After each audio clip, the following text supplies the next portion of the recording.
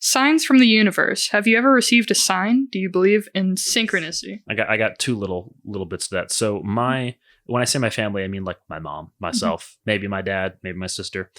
We have had this thing in our family for a long time where if you find a dime just anywhere, like on the ground, in your clothes, whatever, that's like, I guess how we would say is like, oh, an angel, or like that's someone who we've missed. And for a while that was just, there's loose change in the car. Cool. But there was one time, I forget what the context was, but in, I think, junior year of high school, I was having a panic attack and I was freaking out. And my three really good friends at the time were sitting there, like helping me calm down, trying to keep me okay. And I was like freaking out. And I was finally, after like 30 minutes of going nuts, calming down, my eyes like drifted to the floor and there was a dime sitting in the center of the floor. And more than once, I've had that same instance occur about a bunch of other things, trivial or not. But that specific moment when I was like fully freaking out and thinking like the world was going to end or something was going to go wrong. And I just looked down. There's nowhere that could have come from. Like I don't carry change. There was no one walking past us. We were in and I started crying even harder. And they were like, what's wrong with you? I'm like, no. I was saying through this, no, this is different. Look. And I pointed at the dime, and like two of them in that group knew the significance of that. And that's always the thing for me. Anytime I'm uncertain, if I see a dime on the floor, I go, oh no, okay, we're good. And then to the synchronicity, that's what it was. Yeah. Wouldn't say I sit and think about it like super, super often. But of course, many times I've been like, maybe I need to do this thing. And then something around me triggers and I go, oh, yeah, okay. I mean, I'm kind of in the headspace of coincidence is boring. Not so much like I don't believe in it. I think coincidence is boring as like a storyteller and something like that. So I don't think that's really a thing. Like you've run into someone like before, like, oh, what a, like trivial events occur that you can go to coincidence. But I don't think the universe is that lazy. It's all very neat. The world, the universe. Oh, yeah. What a coincidence all this happened at once. How about old me versus evolving me? Is there something you used to believe about yourself or life that you've grown past? Honestly, I think I'm in a constant state of change. I don't think I am who I was yesterday, and I will not be the same person tomorrow. That's probably a good thing. But I always try my best to change at least a little bit. I know something that I always try to work on myself is just like remembering that people exist outside of my own headspace, because I get lost in my head like a lot. So sometimes I have to like bring myself out of that headspace, but I always try to work on that myself. So that is something that I'm definitely actively changing for myself.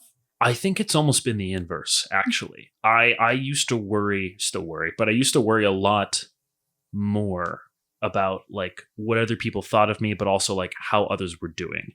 I've always had such a capacity to try and, in my opinion, cause change for good in people's lives. And talking middle school, there's a point where that was to a fault, where I was taking on a lot of baggage of other people that was not my own. So the past many, many years for me have been kind of bringing it all more inward and trying to figure out my foundations and all of that stuff before trying to venture out into other things again. And constantly, I find myself having to reel myself back in, whether I'm going too hard into a creative endeavor or trying to be a good leader, but then in doing that, becoming like a dictator or a boss rather than a leader. Not out of any sense of ego or anything, but just I get excited. I get very, very excited. And I know that can be a lot sometimes. And it's, I just said like, oh, I want to go camping. I want to sit in a lake and breathe. The biggest thing that I have learned in the last 2 years from college is just breathing.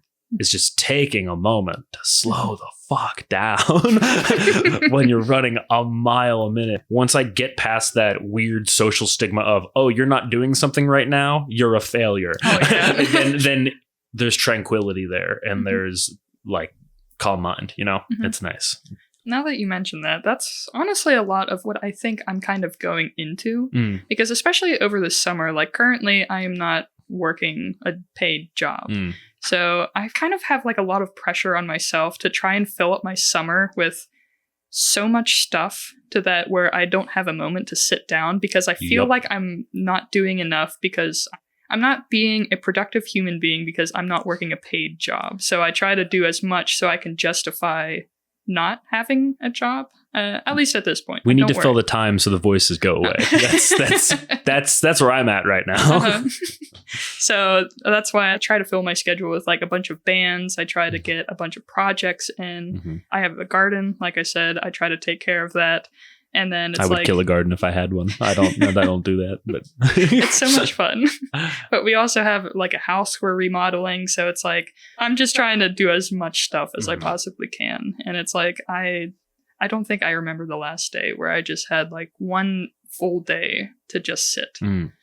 So, well, past this, I know this isn't on our agenda, but maybe this can like forego something else on there. Are there any projects that you're working on this summer outside of this that you're really excited about? Honestly,